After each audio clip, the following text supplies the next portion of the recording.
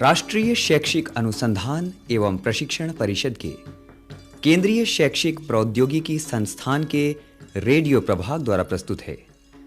12 से 14 वर्ष की आयु के बच्चों के लिए प्राचीन भारत का इतिहास श्रृंखला के अंतर्गत कार्यक्रम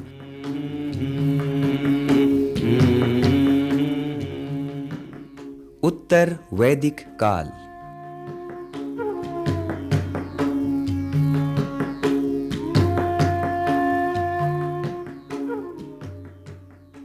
आर्य लोग जब भारत में आए तो भारत का अधिकतर भाग जंगलों से ढका हुआ था।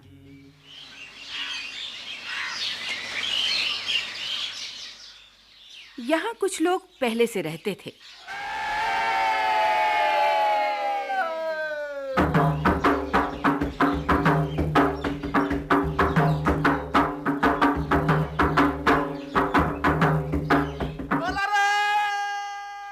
आर्यों ने उन्हें दस्यु या दास कहा है।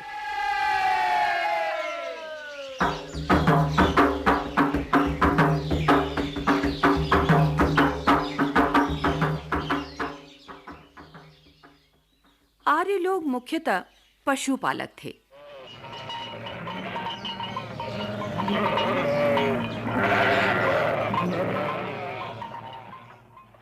ये लोग अपने साथ गाय, बैल, भेड़, बकरियां और घोड़े लेकर आए थे।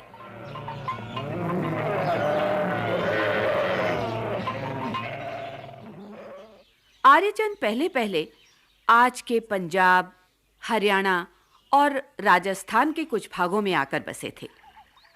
इस क्षेत्र में सरस्वती नाम की एक नदी बहती थी जिसमें सदा जल रहता था।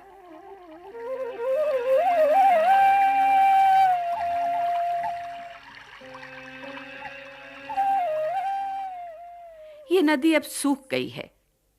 ऋग्वेद की अधिकतर ऋचाओं की रचना इसी नदी के तट पर हुई थी।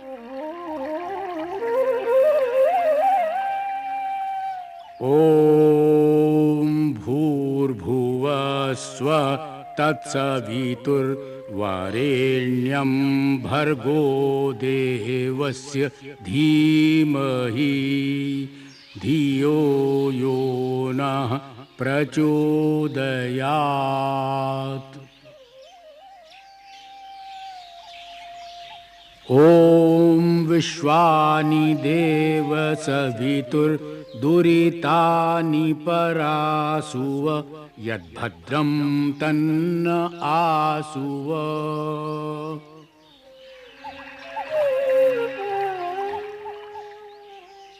ओम द्यौ शान्तिरन्तरिक्षगं शान्ति पृथिवी शान्तिरापः शान्तिरोषधयः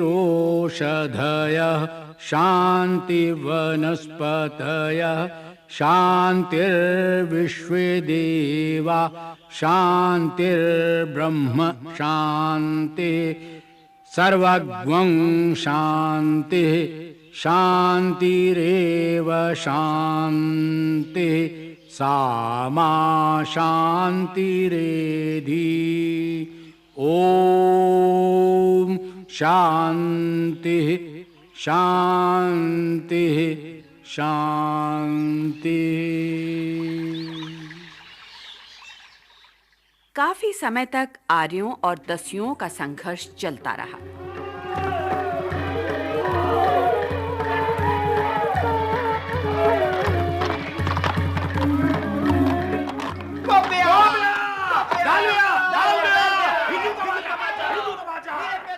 वेदों में कहीं-कहीं इसका वर्णन मिलता है।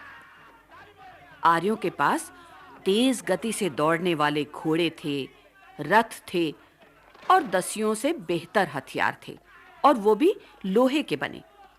इन्हीं के बलबूते पर वे दस्युओं को हराकर आगे बढ़ते गए और आज के उत्तर प्रदेश, बिहार और मध्य प्रदेश में फैल गए।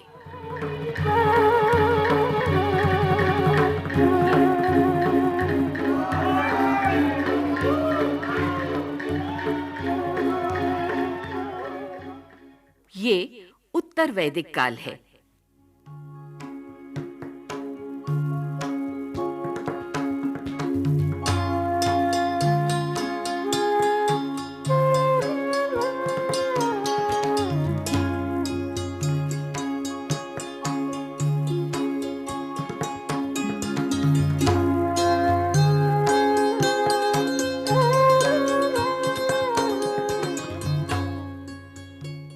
लगभग 1000 ईसा पूर्व से 600 ईसा पूर्व का समय था।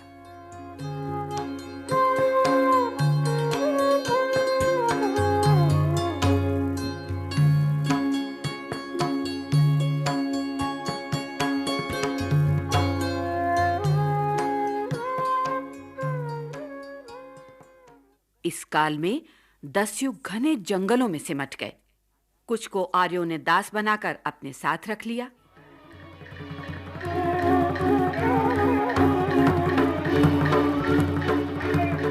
पकड़ो सबको, कोई जाने ना बाहर।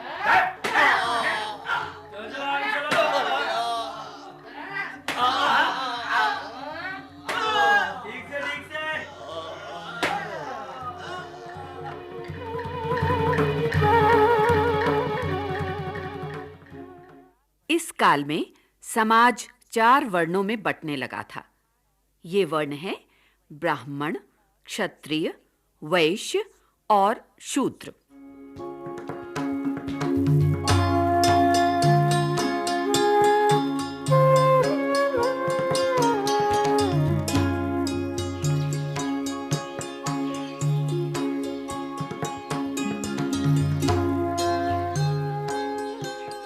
सामवेद, यजुर्वेद और अथर्ववेद की रचना भी इसी उत्तर वैदिक काल में हुई।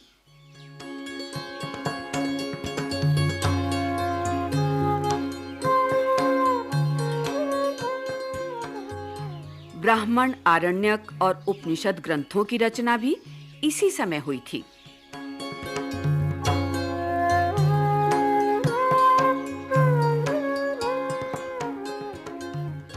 आर्यों का जीवन घुमक्कड़ी दशा से स्थायित्व की ओर बढ़ रहा था।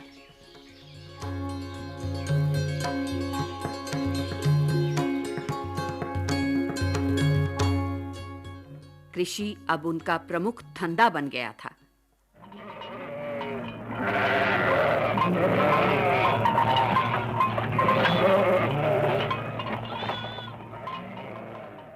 आइए चलते हैं उत्तर वैदिक काल के आर्यों की दुनिया में।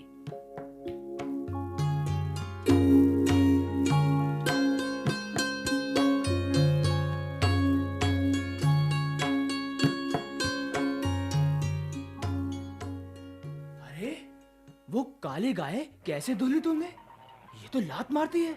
इसने मेरी काली और लाल दोनों मटकियां तोड़ दी हैं। हाँ। अरे धृताची, हाँ भैया। तू खड़ी खड़ी क्या कर रही है? जा दूध से भरी मटकी माँ को दे आ। अच्छा।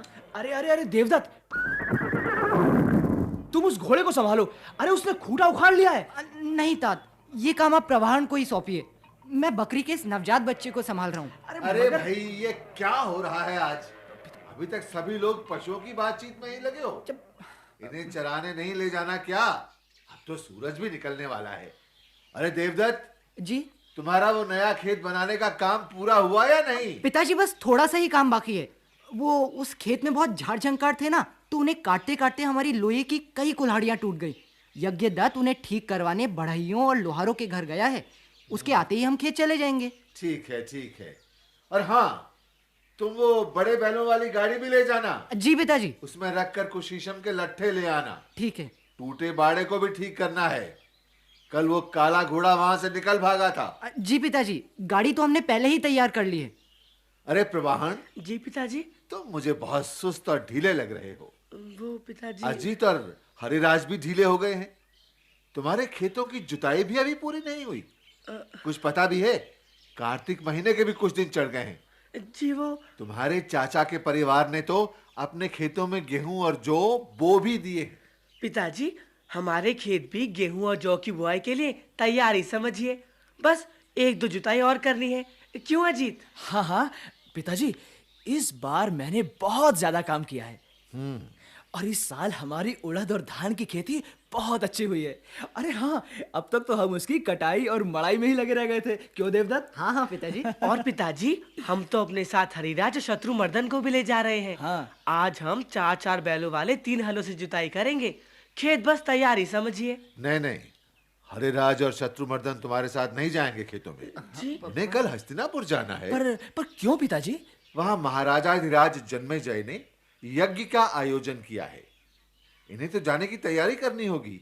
वहां रथों की दौड़ भी होगी। पिताजी, हमारे जाने की पूरी तैयारी हो गई है। जी पिताजी। हमारा रथ और घोड़े दोनों तैयार हैं। बहुत अच्छा। और हाँ पिताजी, हमने अपने घोड़ों को भी खूब खिलाया पिलाया है। और पता है, अब तो वो भी बहुत फुर्तीले हो गए हैं। पिताजी, देवों की इच्छा हुई तो रथों की दौड़ में इस बार हम ही जीतेंगे। हाँ पिताजी, हम ही जीतेंगे। देव तुम पर अवश्य प्रसन्न होंगे।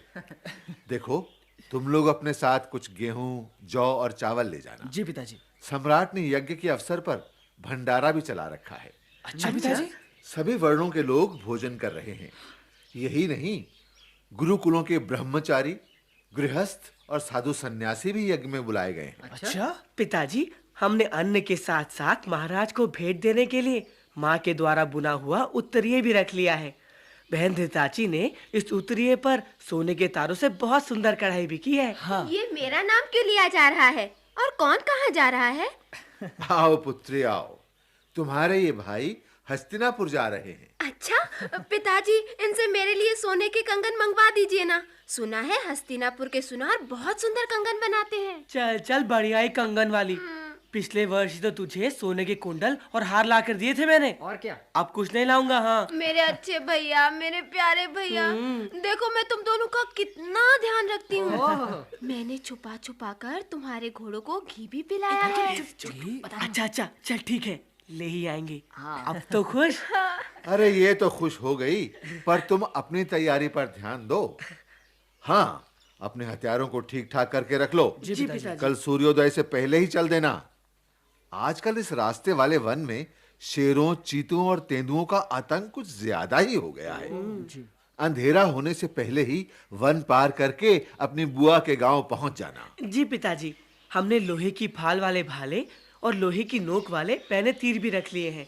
भला हमारे इन तीरों के सामने वो क्या टिकेंगे। और पिताजी, एक परिव्राजक के द्वारा हमने अपने फुफेरे भाइयों को भी सूचित कर दिया है। वो भी हमारे साथ रथों की दौड़ में हिस्सा लेने जाएंगे। भैया, सुना है इस बार रथों की दौड़ में भाग लेने के लिए कौशल, काशी और विदेश से भी रथ आ रहे हैं। हाँ। इस बार कुछ ज्यादा ही बड़ा आयोजन है। हाँ, ये तो है। हाँ, बड़ा आनंद आएगा। और शुरू हो गई रथों की दौड़।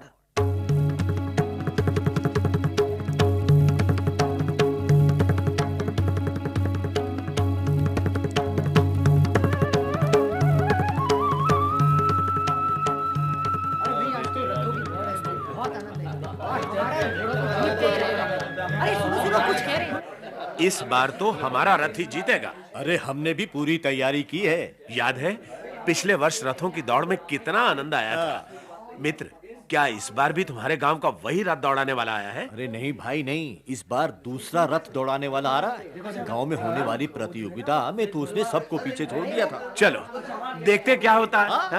सुने सुने सुने, यज्ञ के आयोजन के इस अवसर पर अब प्रारंभ होती है रथों की दौड़। अरे वो देखो क्या रथ की दौड़ शुरू हो गई। अरे वो देखो तो रेस शुरू हो गई। अरे क्या बाकी और सजीले सवार है। वाह वाह वाह वाह वाह वाह, देखो वो देखो बीच वाला रथ कितनी तीव्र गति से आगे निकल रहा है। वाह वाह, क्या रथ चलाता है। और दौड़ाओ रथ को, और दौड़ाओ। ये क्या, कौशल का रथ पीछे छूट गया। रथ आगे बढ़ रहा है। आगे बढ़ो। देव तुम्हारा प्रसन्न है। वाह, क्या घोड़े हैं। अरे वो देखो विदेह का रथ पहुंच नहीं वाला है। लगता है नहीं जीतेगा। वो पहुंच गया। जीत गया। धन्य हो। इस वर्ष के रथों की दौड़ के आयोजन में विदेह का रथ विजेता घोषित किया जाता है।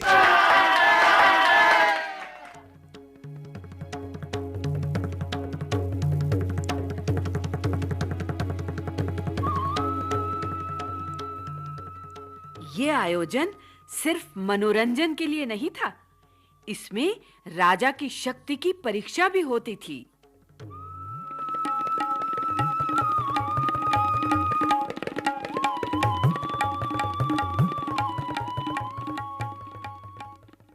उत्तर वैदिक काल में राज्यों का विस्तार हो रहा था।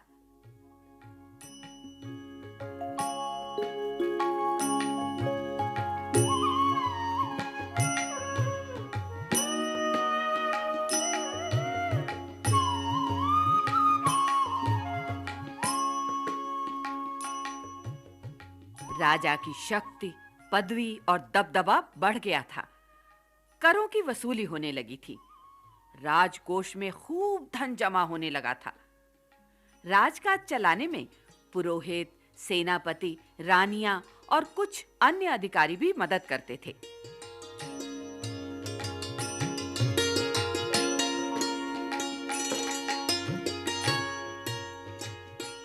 ग्राम पंचायतें प्रशासन संभालती थी। राजा को गांव से बड़ी मदद मिलती थी। उत्तर वैदिक काल में राजा की कोई स्थायी सेना नहीं होती थी।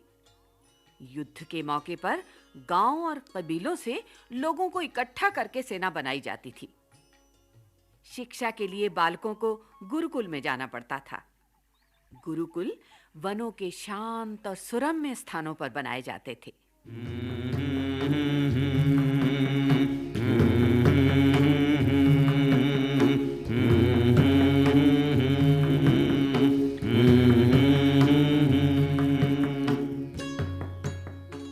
छात्र गुरु की सेवा करते हुए पढ़ा करते थे।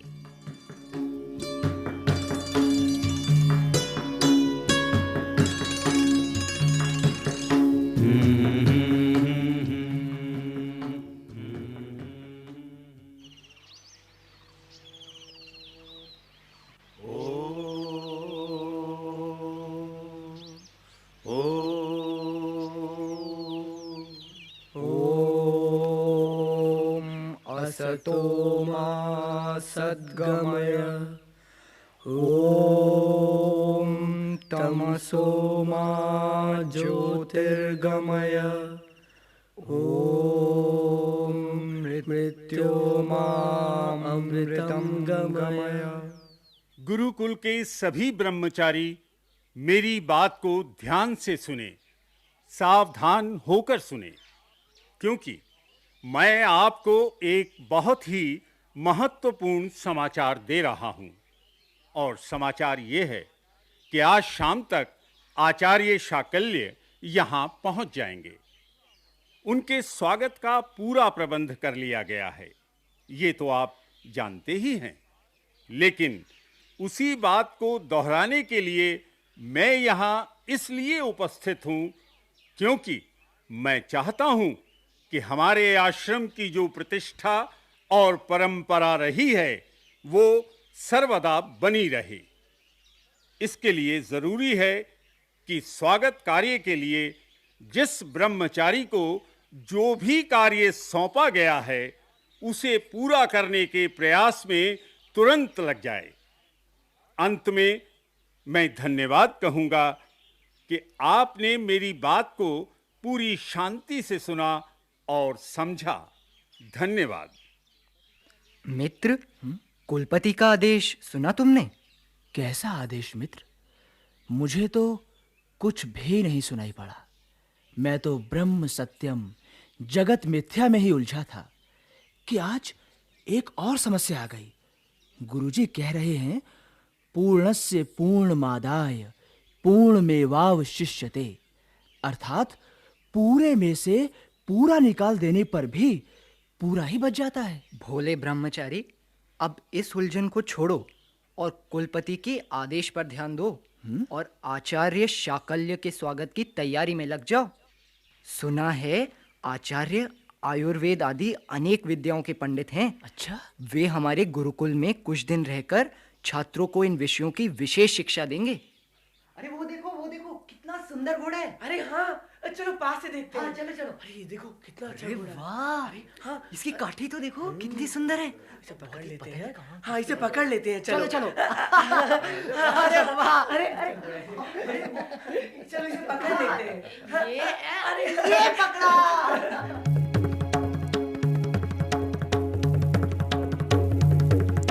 अरे ये कोलाहल कैसा है? छोड़ दो। ये महाराजा धीराज जन्मेजय का अश्वमेध यज्ञ का घोड़ा है। तुम्हें इसके मस्तक पर सम्राट का विजय पत्र नहीं दिखा? इस घोड़े की सुनहरी लगाम और काठी तो दूर से दिख जाती है। छोड़ दो, छोड़ दो, शीघ्र छोड़ दो, नहीं तो हमारे तीरों के तीखे प्रहार सहने पड़ेंगे। हाँ, हम नहीं छोड़ेंगे, बिल्कुल नहीं छोड़ेंगे, हमने पकड़ा है ये। अरे ये तो हमारे गुरुकुल के ही क्षत्रिय कुमारों ने घोड़े को पकड़ रखा है। अरे अरे इन पर तो सैनिकों की चेतावनी का भी कोई असर नहीं हो रहा है। अरे चलो चलो भाग चलें, आचार्य को बता दें, कहीं क्षत्रिय कुमार सैनिकों से युद्ध ही ना कर बैठे। अरे रुको तो सही। अरे देखो देखो, क्या आचार्य तो वहीं पहुंच गए हैं। और हाँ, वो देखो आचार्य की आज्ञा मानकर क्षत्रिय कुमारों ने उस घोड़े को छोड़ भी दिया है। हाँ, अच्छा हुआ, संकट टल गया। अब ये सैनिक इस घोड़े को सारे राज्यों में घुमाकर हस्तिनापुर ले जाएंगे। हाँ। जहाँ अश्वमेध यज्ञ करके महाराज जन्मेजय चक्रवर्ती सम्राट बन जाएंगे। हाँ। उनका प्रभाव, कीर्ति और ख्याति चारों दिशाओं में फैल जाएगी।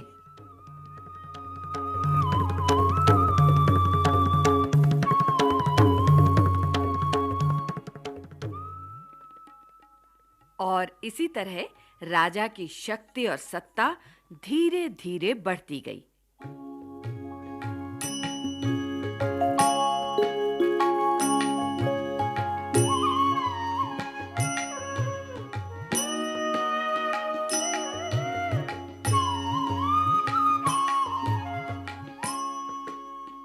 कबीले के सरदार से वो चक्रवर्ती सम्राट बने, फिर उनके बेटे सम्राट बने और फिर उनके बेटे।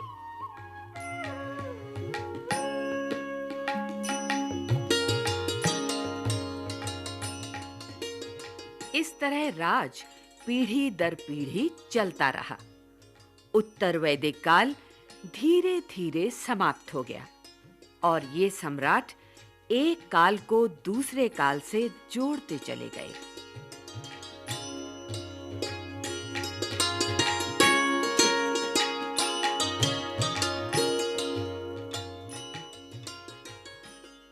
उत्तर वैदिक काल।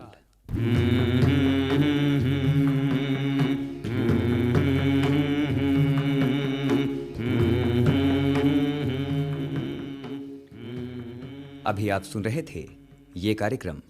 विषय संयोजन डॉक्टर शबनम सिन्हा, आलेख यशपाल सिंह, कलाकार मंजू मैनी, सुरेश शास्त्री, राम मैनी, सुरेंद्र सेठी, के.एस. पवार, कीमती आनंद, यमन कौशिक, प्रवीण शर्मा और आशीष बख्शी। संगीतकार राकेश पंडित, ध्वन्यांकन दीपक पांडे और बटेलैंग लिंगडो।